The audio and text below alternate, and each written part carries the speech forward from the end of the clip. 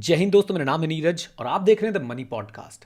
आप लोग क्या करते हैं, एक म्यूचुअल फंड ऐप पे जाते हैं और म्यूचुअल फंड ऐप पे जाने के बाद आप देखते हैं Nifty 50 index fund, Nifty next 50, Nifty 100, Nifty 500।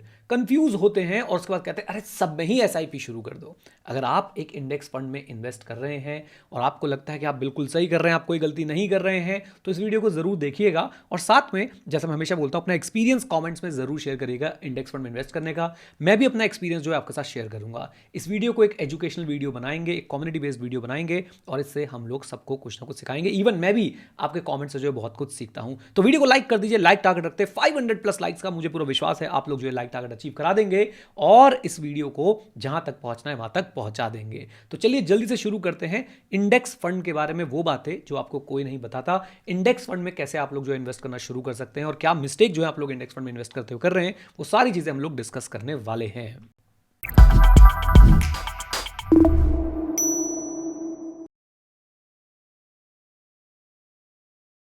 सो 2018 या 19 की बात है, मैंने आपकी एक वीडियो देखी थी इंडेक्स फंड के ऊपर। सो उसमें आपने बताया था निफ्टी 50 इंडेक्स फंड के बारे में।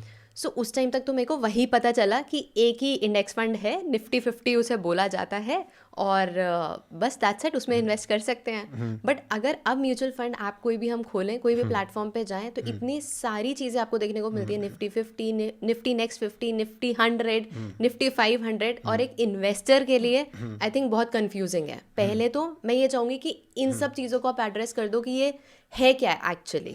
Right, and I think this is very important कि आप जहाँ इन्वेस्ट कर रहे हो आपको पता होना चाहिए आप कहाँ इन्वेस्ट कर रहे हो, राइट, और क्या डिफरेंस है डिफरेंट इंडेक्स फंड के अंदर। और अभी तो वृंदा आपने सिर्फ निफ्टी 50, निफ्टी 100, निफ्टी नेक्स्ट 50 ये सब बातें बताई हैं। पता नहीं और कितने तरह के इंडेक्सेस हैं। मुझे ऐसा लग रहा है कि इंडेक्स फंड्स की नई नई प्रजातियाँ बनाई जा रही हैं, राइट। नए नए उनके जो है वो क्रॉस ब्रीड करवाया जा रहा है उनको भाई साहब, डिफरेंट तरीके से, और इन्वेस्टर्स को कंफ्यूज किया जा रहा है, राइट। आप ही नहीं, आजकल मैं भी जाता हूँ कभी म्यूचुअल फंड किसी ऐप पे जाऊँ और इंडेक्स फंड सर्च करूँ तो इतने तरह के इंडेक्स फंड है और कुछ तो छल वाले इंडेक्स फंड है। वो इंडेक्स फंड है ही, उनको कहना ही नहीं चाहिए, राइट। बट एनीवेज, जैसा आपने बताया तो मैं पहले आपको एक बेसिक प्राइमर जो है वो दे देता हूँ कि कैसे जो है वो चीज़ें काम करती है। सो हमारे पास निफ्टी 50 एक है, निफ्टी नेक्स्ट 50, निफ्टी 100, निफ्टी 500। इसके बाद और भी है Nifty mid cap 150, Nifty small cap 250। ये आप समझ सकते हो कि ये 5-6 इंडेक्सेस जो मैंने नाम लिए ना, Nifty 50, Nifty next 50, Nifty 100, Nifty mid cap 150, Nifty small cap 250 और निफ्टी 500। ये इन इंडेक्सेस पे आप फोकस करें, इसके अलावा आपको कहीं जाने की जरूरत नहीं है। कैसे काम करती हैं ये चीज़ें बता देता हूँ। वैसे काफ़ी लोगों को पता भी होगा, बट जिसको नहीं पता, जो जानना चाहते हैं, तो निफ्टी नेक्स्ट 50 क्या है? इंडिया की टॉप 50 जो कंपनीज हैं एज पर the free float market capitalization. Free float market capitalization का मतलब क्या है कि जहाँ पे प्रमोटर्स का पैसा लगा वो काउंट नहीं कर रहे हैं हम लोग। बेसिकली जो मार्केट में पैसा है, मार्केट में जो उनकी कैपिटलाइजेशन है, जो उनकी वैल्यू है, उसके हिसाब से हम लोग जो है वो काउंट कर रहे होते हैं, ठीक है। प्रमोटर्स की होल्डिंग को साइड में निकाल दो। सो टॉप 50 कंपनीज जैसे कि HDFC, रिलायंस, TCS, ये सारी टॉप 50 कंपनीज है, बड़ी कंपनीज है, इनकी मार्केट कैप बहुत ज़्यादा है, फ्री फ्लोट मार्केट कैपिटलाइजेशन इनका बहुत ज़्यादा है। तो ये आ जाती है 50 के अंदर। फिर नेक्स्ट 50 जो बोलते हैं, जैसे जूनियर निफ्टी भी हम लोग कहीं बुला देते हैं, राइट, वो आता है 51 से लेके 100 तक जो आपकी कंपनीज है according to the market cap. फिर मिड कैप आता है। अगर मैं निफ्टी मिड कैप 150 की बात करूं तो उसके अंदर जो स्टॉक्स होंगे वो होंगे 101 से 250 तक, जो भी आपके स्टॉक्स आते हैं वो आएंगे। एंड निफ्टी स्मॉल कैप 250 की बात करता हूं अगर मैं, तो वहाँ पे आपके 251 ऑनवर्ड्स 500 तक जो है वो स्टॉक्स जो आते हैं वो आ जाएंगे। अच्छा, इसमें खास बात क्या है? खास बात यह है कि अगर निफ्टी 100 आप पकड़ते हो तो आपने एक साथ पहले 100 स्टॉक पकड़ लिए हैं, यानी कि 1 से लेके 100 तक। एंड एक बात बता दूं कि अगर आप ये सोचते हैं कि आप निफ्टी 100 में इन्वेस्ट कर रहे हैं and it is equal to investing in Nifty 50 and Nifty next 50, तो आप गलत सोच रहे हैं। वो मैं आपको भी बताऊंगा कैसे। बल्कि कमेंट्स में मैं बोलूंगा, अगर आप लोगों को पता है तो आप लोग बता दीजिए कमेंट बॉक्स में कैसे। मैं तो बाद में इसका आंसर दूंगा, आप लोगों को भी वीडियो पॉज करके जो है वो आप इसका आंसर दे दीजिएगा। अच्छा चलिए, अब नेक्स्ट पार्ट पे चलते हैं। ऐसे ही निफ्टी 500 सारे स्टॉक्स को कवर कर लेता है। And if you are investing in Nifty 500 versus you are investing in Nifty 50, Nifty next 50, Nifty mid cap 150, Nifty small cap 250, तो वो डिफरेंट है from investing directly into Nifty 500, right. उस पर हम चर्चा कर लेंगे। ये है क्या? ये सारे इंडेक्सेस हैं और इन्हीं इंडेक्स फंड्स को कॉपी करके जो म्यूचुअल फंड्स बन जाते हैं वो बन जाते हैं हमारे इंडेक्स फंड्स, राइट।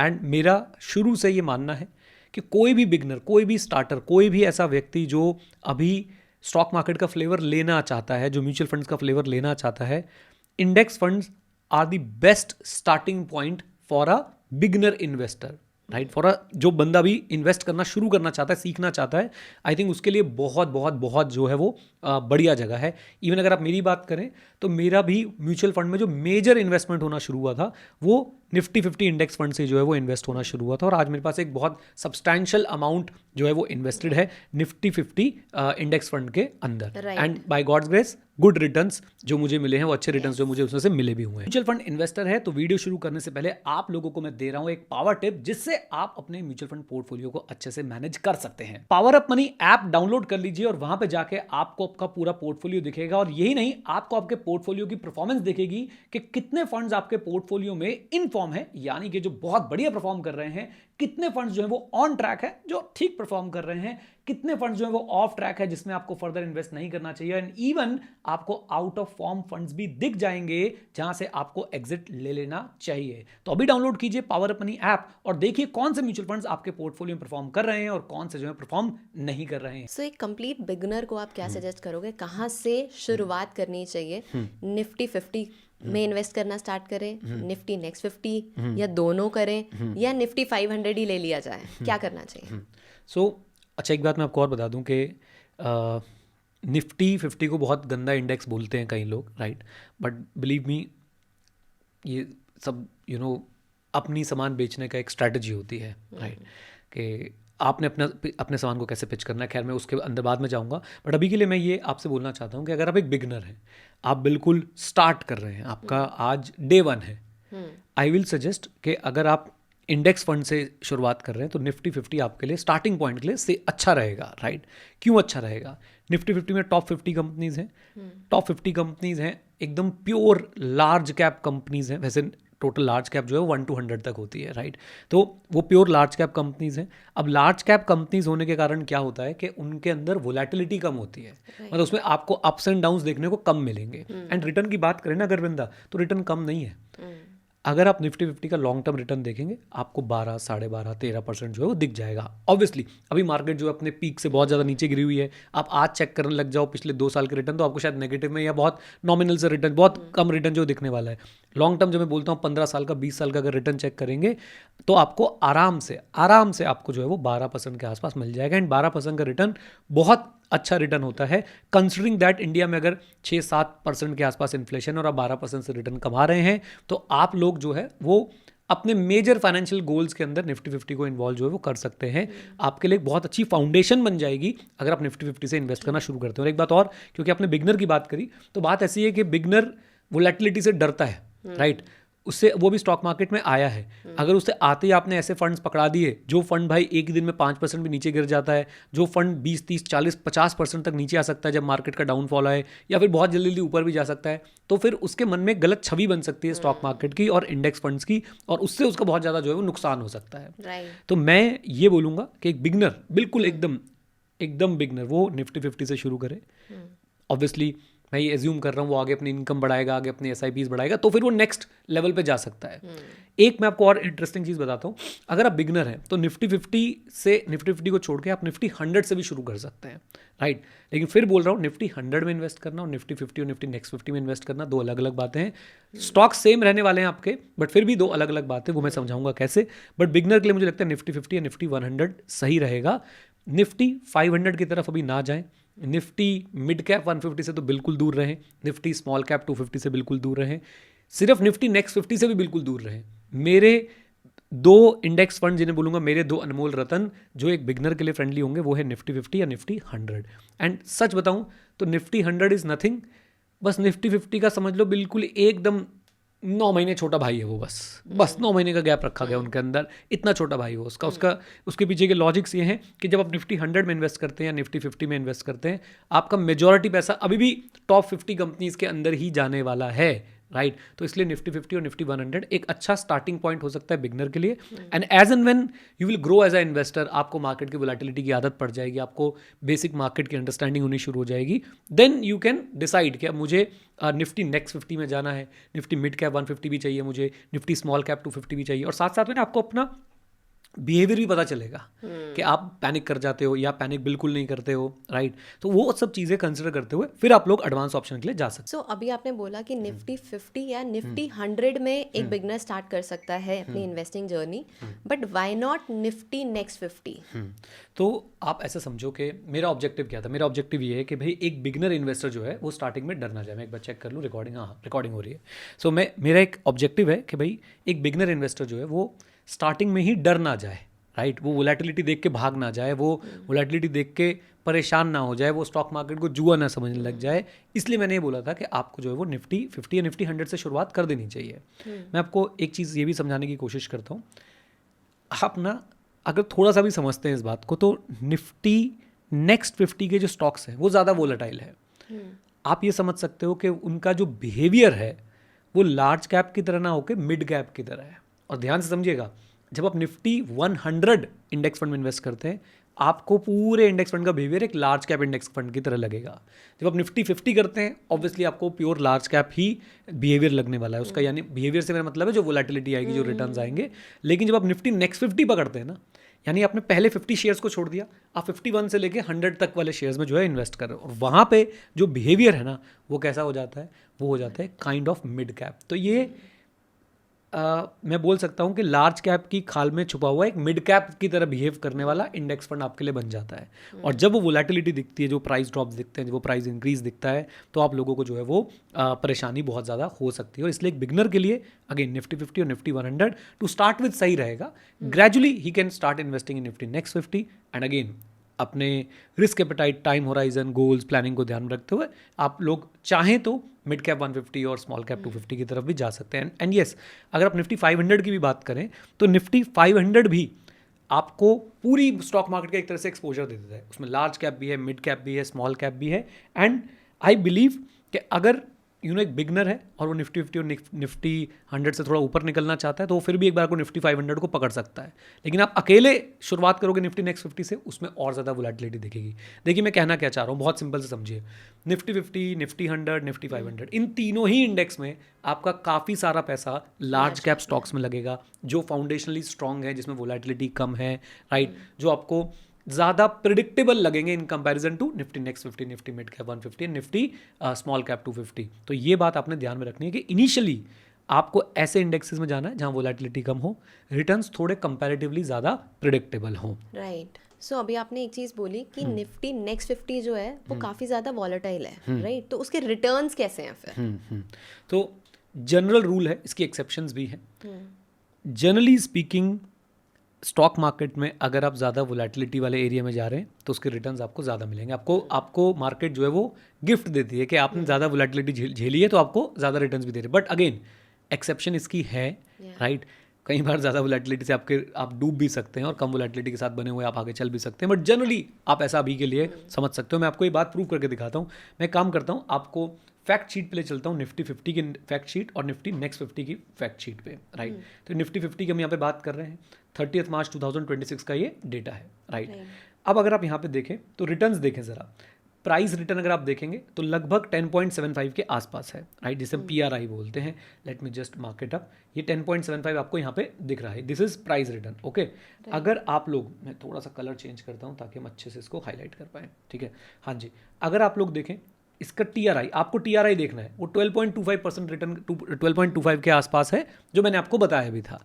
आपके इंडेक्स फंड के अगर आप रिटर्न देखेंगे तो वो 12 के आसपास होगा। उसका कारण बता दूंगा क्यों है। अगर वो 11.75 12 के आसपास वो आपको दे रहा होगा, एक्सपेंस रेशियो, ट्रैकिंग एरर, 2-3 चीज़ें होती हैं, उसकी वजह से हो जाता है। बट अब ये देखें, हमें टोटल रिटर्न पे TRI पे नजर रखनी होती है। तो TRI जो है इसका 12.75 के आसपास है सिंस इंसेप्शन। हाँ, 10 साल में आप देखें तो 10% है और 1 साल में आप देखें तो -3.99% है, राइट। इन फिगर्स को आप ध्यान में रखिएगा क्योंकि ये फिगर्स हमें हेल्प करेंगे समझने में कि कौन सा इंडेक्स जो है ज़्यादा वोलेटाइल है और वोलेटिलिटी का रिटर्न पे जो है वो क्या इंपैक्ट पड़ता है, ठीक है। अभी मैं स्क्रीनशॉट को एक बार यहाँ पे सेव कर देता हूँ और मैं एक बार के लिए काम करता हूँ। मैं चलता हूँ अब निफ्टी नेक्स्ट 50 की फैक्ट शीट के ऊपर। निफ्टी नेक्स्ट 50 का भी हमने 30 मार्च का डेटा उठाया है और अगर आप यहाँ पे देखेंगे, यहाँ पे सिंस इंसेप्शन आपको ना अभी सिर्फ क्या दिख रहा है, यहाँ पे आपको अभी सिर्फ PRI दिख रहा है, प्राइस रिटर्न दिख रहे हैं, ठीक है जी।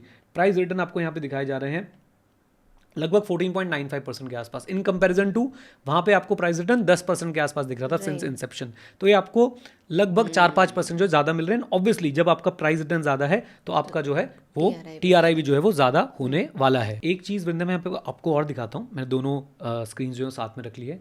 अगर आप यहाँ पे देखेंगे तो मैंने इस समय स्टैंडर्ड डेविएशन दिखाने की कोशिश कर रहा हूँ। स्टैंडर्ड डेविएशन सिंपली अगर आपको पता है, वेरी गुड, नहीं पता है तो ये देखिए कि दिस मेजर्स दी वोलेटिलिटी, कि आपके रिटर्न्स आपको कितनी वोलेटिलिटी के साथ मिले हैं, यानी आपके रिटर्न्स कितने कम जो है कितने रिटर्न्स जो है वो प्रेडिक्टेबल है। अगर स्टैंडर्ड डेविएशन जो है वो कम है, इसका मतलब आपके रिटर्न ज़्यादा प्रेडिक्टेबल है। अगर स्टैंडर्ड डेविएशन ज़्यादा है तो आपके रिटर्न्स आपको बहुत ज़्यादा स्मूथ राइड के साथ नहीं मिलने वाले हैं, वो आपको जो है बहुत सारी वोलेटिलिटी के साथ मिलने वाले हैं। ये सामने निफ्टी 50 का आप स्टैंडर्ड डेविएशन देख पा रहे हैं, मैं यहाँ पे इसको मार्क भी कर देता हूँ। निफ्टी 50 का जो स्टैंडर्ड डेविएशन है 13.77% के आसपास आपको यहाँ पे दिख रहा है, राइट। यही चीज़ अगर आप देखेंगे निफ्टी नेक्स्ट 50 का 5 ईयर का standard deviation that is 17.61, right. तो इसका मतलब है कि निफ्टी नेक्स्ट 50 के जो रिटर्न्स हैं वो ज़्यादा वोलेटिलिटी के साथ आते हैं, वो कम प्रेडिक्टेबल होते हैं, उसमें आपकी राइड जो है वो उतनी स्मूथ नहीं रहेगी जितनी राइड जो है आपकी स्मूथ रहती है while investing in Nifty 50। But क्योंकि आपने वो स्मूथ राइड नहीं ली है तो उसके वजह से आपको जो है वो प्राइस भी मिलता है, और प्राइस क्या मिलता है आपका, वो ये है कि आपको थोड़े बेटर रिटर्न्स जो है वो मिल सकते हैं at the cost of more volatility, right. So आपने ना स्टार्टिंग में एक चीज़ बोली थी कि इस टाइम पे अगर हम देखें म्यूचुअल फंड एप्स में तो बहुत सारे इंडेक्स फंड्स दिखते हैं, तो क्या क्या है इंडेक्स फंड्स, कौन कौन से इंडेक्स फंड्स हैं, आप एक बार ही दिखाओगे? मैंने पहले आपको ना दिखाता हूँ कि कौन कौन से इंडेक्सेस बने हुए हैं, और फिर उस हर इंडेक्स के लिए आपको एक इंडेक्स फंड मिल जाएगा, राइट। तो चलते हैं ज़रा, ये वेबसाइट है निफ्टी इंडाइसेस, और यहाँ पे अगर आप इंडाइसेस पे क्लिक करेंगे तो आप देखेंगे ये अभी तो मैं आपको दिखा रहा हूँ, ज़रा इसको ना एक बार मैं अच्छे से समझाने की कोशिश करता हूँ। तो एज ऑफ नाउ हम लोग अभी सिर्फ यहाँ पे क्या देख रहे हैं, हम लोग सिर्फ और सिर्फ यहाँ पे देख रहे हैं broad based indices, right. Broad base में आपके पास इतने इंडाइसेस हैं, Nifty 50, Nifty next 50, Nifty 100, Nifty 200, Nifty total market, Nifty 500, और पता नहीं क्या क्या क्या क्या, निफ्टी मिड कैप 150। मैंने आपको सिर्फ 6-7 इंडेक्स पे फोकस करने के लिए बोला था, Nifty 50, Nifty next 50, Nifty 100, Nifty mid cap 150, Nifty small cap 250, Nifty 500, right. लेकिन आप यहाँ पे देख रहे हैं कि इन्होंने कितने सारे जो है यहाँ पे इंडेक्सेस यहाँ पे बने हुए हैं। अच्छा, ये तो हो गए सिर्फ ब्रॉड बेस्ड, ठीक है। अगर आप देखें तो उसके बाद हमारे पास आते हैं सेक्टोरल। अब सेक्टोरल में भी अगर आप देखना शुरू करें तो Nifty auto, Nifty bank, Nifty cement, Nifty chemical, financial service, पता नहीं क्या क्या क्या क्या क्या क्या यहाँ तक पहुँच गए। अभी रुको ज़रा सबर करो। फिर उसके बाद आपके पास आते हैं थीमेटिक, और थीमेटिक में अगर आप लोग देखने की कोशिश करेंगे तो हद ही कर दी गई है। India corporate group index, Aditya Birla group, capital market, मतलब एक एक बिजनेस ग्रुप के हिसाब से भी इन्होंने जो है वो क्या बना दिए, इंडेक्स बना दिए हैं। अगर आप देख पा रहे हो तो देखिए क्या ज़बरदस्त आपके पास जो है वो आज की डेट में थीमेटिक इंडेक्स फंड्स जो है वो अवेलेबल हैं, राइट। देन इसके बाद आपको मैं और बताऊं, एक आजकल स्ट्रैटेजी इंडाइसेस बहुत ज़्यादा चल रहे हैं, उसमें क्या क्या आता है, इक्वल वेट, लो वोलेटिलिटी, आर्बिट्राज, फिर उसका मोमेंटम, अल्फा 30, अल्फा 50, लो वोलेटिलिटी। तो ये है कन्फ्यूजन की जड़ कि आपके पास जो इंडाइसेस हैं वो इतने सारे आ गए हैं कि एक आम आदमी परेशान ही हो जाता है इतने सारे ऑप्शंस देख के। मुझे लगता है कि ऑप्शंस हमेशा से जो है वो कन्फ्यूजन क्रिएट करते हैं, और यहाँ पे भी वो जो है कन्फ्यूजन क्रिएट एक आम इन्वेस्टर के लिए हो रही है, राइट। मेरे हिसाब से एक आम इन्वेस्टर जो अपने रिटायरमेंट के गोल्स को अचीव करना चाहता है, वेल्थ क्रिएशन के गोल्स को अचीव करना चाहता है, आप 6 इंडेक्स फंड्स को आपको नॉलेज होनी चाहिए। उनमें भी 6 में से 6 में आपको इन्वेस्ट करने की ज़रूरत नहीं है। अगर आप निफ्टी 100 में कर रहे हैं और आप फिर एक निफ्टी 50 पकड़ लेते हैं तो आप बेवकूफ़ी कर रहे हैं, राइट। क्यों? क्योंकि ओवरलैपिंग है उसके अंदर, राइट। आप निफ्टी 500 भी कर रहे हो, आप निफ्टी 100 भी कर रहे हो, निफ्टी 50 भी कर रहे हो, अगेन ओवरलैपिंग है उसमें, जबरदस्त आपका मोटा मोटा पैसा वो 50 कंपनीज के अंदर ही जा रहा है, राइट। आई थिंक ये गलती बहुत इन्वेस्टर्स करते हैं कि 4 चीज़ों में समझ नहीं आया, अपना पैसा मैं डिवाइड कर लेता हूँ कि चारों में निफ्टी 50 में डाल दूंगा, निफ्टी, और यही एक बड़ी प्रॉब्लम जो है बन जाती है। मैं कह रहा हूँ इन 6 में भी आपको 6 के 6 में इन्वेस्ट करने की जरूरत नहीं है। मैं जैसे मैंने बताया कि बिगनर है तो निफ्टी 50, निफ्टी 100 या निफ्टी 500, मैंने इनमें से और लगा हुआ है इनके बीच में, और वो भी इंग्लिश वाला, कहीं हिंदी वाला और समझो आपके ये भी ले लो और ये भी ले लो और ये भी ले लो, नहीं। आप इन तीनों में से किसी एक इंडेक्स से जो है वो शुरुआत कर सकते हैं। Later on you can add Nifty, जो मैं बार बार बोल रहा हूँ, 150 mid cap, Nifty small cap 250 आप लोग ऐड कर सकते हैं। इवन एक माइक्रो कैप भी है, माइक्रो कैप इंडेक्स भी जो है वो आपको देखने को मिल जाएगा। सो अभी आपने बहुत सारे इंडाइसेस दिखाए जिसमें आपने सेक्टोरल, थीमेटिक, स्ट्रैटेजी, बेसिकली ये 3 चीज़ें थी जो नई देखने को हमें मिल रही थी। सो इसमें तो कहीं पे आपने नहीं बोला इन्वेस्ट करने के लिए, इस पे आपके क्या थॉट्स हैं, मतलब लॉन्ग टर्म में कभी करना चाहिए या करना ही नहीं चाहिए? सो 4 हमारे पास तरह के इंडाइसेस हो गए हमारे पास, broad based, sectoral, thematic and strategy based. मेरा ये पर्सनल ओपिनियन है, राइट, कि आपको ब्रॉड बेस्ड मार्केट में बने रहना चाहिए, सेक्टोरल थीमेटिक स्ट्रैटेजी में नहीं जाना चाहिए। क्यों, मैं आपको बताता हूँ। सबसे पहले सेक्टोरल और थीमेटिक की बात कर लेते हैं। दोनों अलग अलग हैं। थीम थोड़ा ज़्यादा डाइवर्सिफाइड है सेक्टोरल से। सेक्टोरल बिल्कुल कॉन्सेंट्रेटेड होता है एक पर्टिकुलर सेक्टर पे, राइट।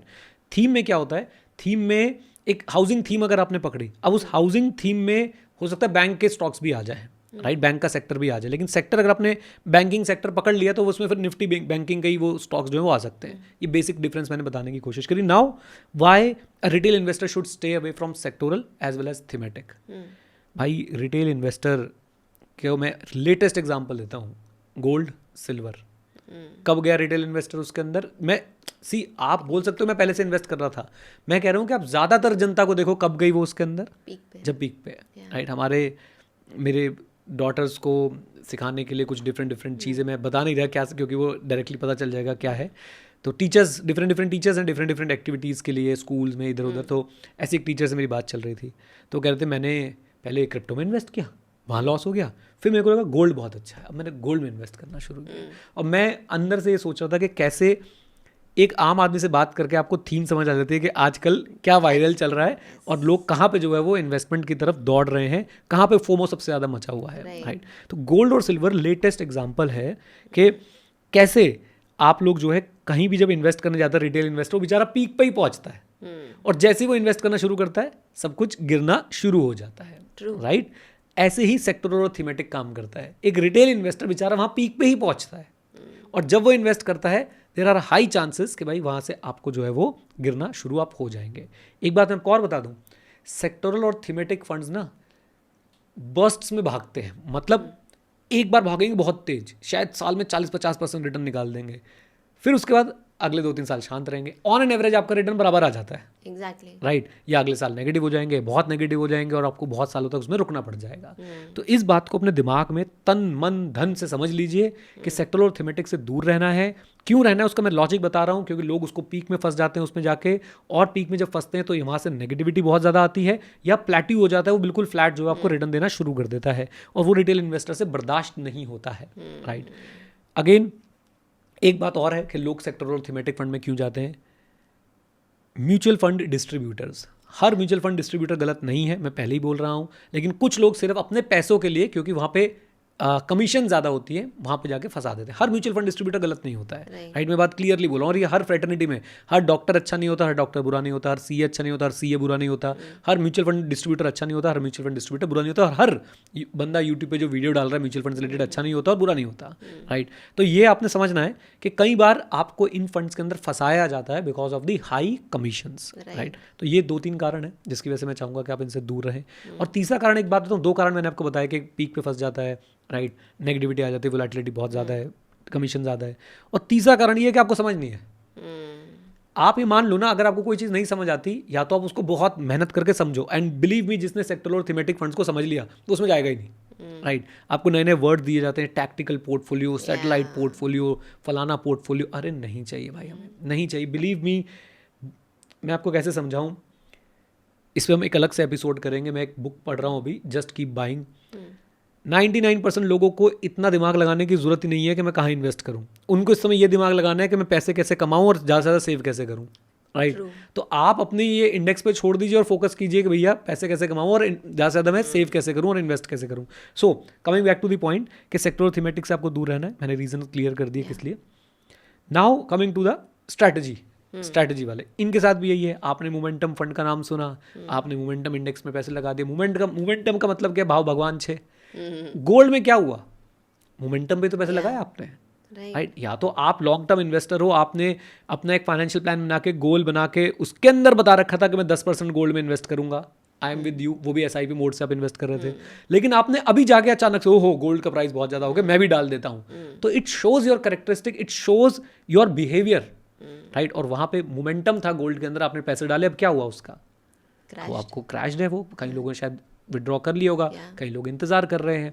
अगर गोल्ड पे भी हम लोग एक वीडियो बहुत अच्छी बना सकते हैं कि गोल्ड का प्राइस, वैसे कहा जाता है कि वॉर के टाइम पे जो है वो ऊपर जाते हैं, बट क्यों ये वॉर के टाइम पे जो है वो पैसे, इसका गोल्ड का प्राइस जो नीचे जा रहा है, इसमें भी हम लोग एक वीडियो जो है डेफिनेटली कर सकते हैं। But coming to the point कि ये जो स्ट्रैटेजी फंड्स हैं ये भी आपको बहुत ज़्यादा वोलेटिलिटी वाली राइड दे सकते हैं. You should completely stay away from these funds also. 99% लोग फोकस करें सेविंग और इन्वेस्टमेंट पे और इनकम पे. इन्वेस्टमेंट कहाँ करनी है, मतलब इनकम और सेविंग पे. इन्वेस्टमेंट कहाँ करनी है उस पर बहुत ज़्यादा फोकस करने की इस समय ज़रूरत नहीं है. आपके लिए plain vanilla index fund, broad based index funds बहुत है, मोर देन सफिशिएंट है. राइट. सो आपने ये तो बता दिया कि एक बिगनर को इंडेक्स फंड में इन्वेस्ट करना स्टार्ट कर देना चाहिए, राइट. बट और क्या बेनिफिट्स उसे मिलते हैं इंडेक्स फंड में इन्वेस्ट करने के? मेरे हिसाब से बेनिफिट, ठीक है, मैं हमेशा से इंडेक्स फंड को ना बोलता हूँ SST है, सुंदर सुशील टिकाऊ, राइट. एक बेनिफिट जो मुझे सबसे प्यारा, सबसे अच्छा लगता है वो ये है अनलिमिटेड टैक्स डेफरमेंट, राइट. अब ये बात बहुत कम लोगों को समझ आती है. मैं बोलता हूँ तो बोलते हैं कभी तो बेचोगे. अरे जब बेचूंगा तब टैक्स दूंगा ना, और जितना बेचूंगा उतने पे टैक्स दूंगा, जो गेन होगा उतने पे टैक्स दूंगा. आप एक एक्टिव फंड में अगर हो और आप एक्टिव फंड्स में स्विच करते रहते हो हर 3, 4, 5, 6 साल बाद, हर बार जब आप स्विच कर रहे हो आपके सामने एक हर्डल रख दिया जाता है, लाओ टैक्स दो. और आपकी कंपाउंडिंग टूटती है, राइट. आप कंपाउंडिंग को ब्रेक करते हो. इंडेक्स फंड में आप, क्योंकि इंडेक्स फंड में आप निफ्टी 50 में आप you are not going to switch it, right. तो आप 20 साल लगातार भी इन्वेस्ट कर सकते हो. और जब आप 20 साल लगातार इन्वेस्ट कर सकते हो, यानी कि आपने 20 साल लगातार क्या किया, टैक्स को डेफर किया. यस, आप जब 20 साल बाद बेचोगे टैक्स लगेगा, बट क्या आप 20 साल बाद सब कुछ एक साथ उठा के बेच दोगे? शायद नहीं. आपको एक ग्लाइड पाथ बनाना पड़ सकता है कि जिससे आप लोग धीरे धीरे जो है वो डेट की तरफ, आर्बिट्राज की तरफ शिफ्ट हो जाएं, धीरे धीरे, ग्रेजुअली, राइट. और हो सकता है कुछ पोर्शन आप इंडेक्स फंड में ही रहने दें, वहाँ से आप अपना SWP कर लें. तो पॉइंट मेरा इतना सा है कि एक जो बेनिफिट्स हैं वो तो है easy to understand, quick to implement and cost effective, ठीक है जी. साथ में बेनिफिट ये भी आता है कि भैया ये आपको लॉन्ग टर्म टैक्स डेफरमेंट करने में हेल्प करता है, राइट. आई थिंक जब आप बोल रहे हो कि टैक्स डेफर करते हैं और इवन इफ कोई बेच भी रहा है, मैं कह रही हूँ 20 साल बाद उसे बेचना भी पड़ जाए, बट जितना आपने डेफर करा होगा amount, for example, just an example, 1,000 रुपये टैक्स देना था आपको फर्स्ट ईयर अगर आप बेचते, बट वो 1,000 रुपये भी तो आपके लिए कमाया होगा ना कुछ ना कुछ. वही तो मैं कह रहा हूँ ना कि वो टैक्स पोर्शन में भी आप कमा रहे हो. एग्जैक्टली. बहुत कम अपॉर्चुनिटी होती है जब आप गवर्नमेंट के पैसे पे पैसा कमा रहे होते हो. तो ये एक वो वाली अपॉर्चुनिटी यहाँ पे है आपके पास. ओके, तो ये वन ऑफ दी मुझे लगता है कि बेस्ट एडवांटेज है, जो लेस डिस्कस्ड एडवांटेज है. बाकी तो है ही, सिंप्लिसिटी वगैरह जो है, ये लेस डिस्कस्ड एडवांटेज थी, इसलिए मैंने सामने आपके रख दी. सो अब एक हर्डल आई थिंक आती है एक इन्वेस्टर को जब वो स्टार्ट कर रहा है. निफ्टी 50 में भी निफ्टी 50 के इंडेक्स फंड्स आपको बहुत सारे मिल जाएंगे, बहुत सारे फंड्स आपको देखने को मिलेंगे. अब कौन सा सही फंड है, किस में इन्वेस्ट किया जाए, वो कैसे चूज किया जाए? 2-3 पैरामीटर्स हैं, वो ध्यान में रखिए. नंबर 1, ज़्यादा बड़ा AUM होना. इंडेक्स फंड के केस में याद रखिए, मुझे गलत कोट मत कीजिएगा, मैं सिर्फ इंडेक्स फंड की बात कर रहा हूँ. मुझे कभी कोई बड़ा ना ऐसा चिड़ सी मच जाती है. एक बंदे ने हमारे YouTube चैनल पे कमेंट कर रखा है कि आपने कहीं तो बोला था कि 25 साल बाद म्यूचुअल फंड के ऊपर टैक्स नहीं लगता है. मैंने कहीं नहीं बोली बात, ये बात सच्ची नहीं है. Exactly. तो मैं तभी बोल रहा हूँ कि मैं जो बोल रहा हूँ उसे ध्यान से सुन लीजिए, उसके बाद आप लोग कमेंट कीजिएगा. मैं ये कह रहा हूँ कि अगर आपको इंडेक्स फंड चूज करना है, AUM बड़ा होना चाहिए. एसेट्स अंडर मैनेजमेंट ज़्यादा बड़े हों, वो बेहतर है आपके लिए. लिक्विडेशन पॉइंट ऑफ व्यू से भी, लिक्विडिटी पॉइंट ऑफ व्यू से भी, कि आपको जो पैसे चाहिए होंगे मिल जाएंगे. उससे दूसरा कैरेक्टर भी, एक दूसरा एलिमेंट भी जुड़ा हुआ, वो मैं आपके साथ अभी डिस्कस करूंगा, बल्कि बाकी दोनों ही इसी के साथ जुड़े हुए हैं. तो पहला आपकी नज़र होनी चाहिए हाई AUM. जितनी कम AUM होगी, आपके इंडेक्स फंड के रिटर्न आपके इंडेक्स से उतने ही अलग होंगे, राइट. तो इसलिए कोशिश कीजिए कि AUM बड़ी हो, बड़ी जितनी बड़ी हो सकती है. अगर आपको चूज़ करना पड़ जाए, आप खुद भी देखेंगे 4-5 इंडेक्स फंड निफ्टी 50 को आप निकालेंगे, बड़ी AUM वाला इंडेक्स फंड आपको सबसे बढ़िया लगेगा. क्यों?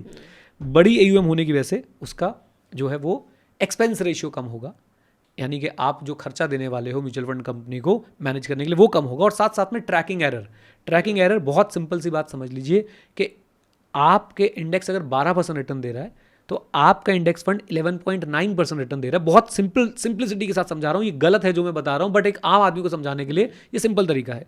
तो आपका ट्रैकिंग हो गया 0.10, बहुत सिंपल शब्दों में. ये ट्रैकिंग एरर आपका कम से कम होना चाहिए. एक्सपेंस रेशियो आपका कम से कम होना चाहिए. AUM आपकी ज़्यादा से ज़्यादा होनी चाहिए. आप जब भी इंडेक्स फंड्स को कंपेयर कर रहे हो, सिर्फ इन तीन चीज़ों पे कंपेयर कीजिए. फंड मैनेजर का यहाँ पे कोई रोल है नहीं, क्योंकि फंड मैनेजर ने क्या करना है भाई, यहाँ पे सिर्फ और सिर्फ इंडेक्स को जो है कॉपी करना है. ऐसे फंड मैनेजर सुनकर नाराज ना हो, मतलब उनका रोल है लेकिन एक्टिव रोल नहीं है, राइट.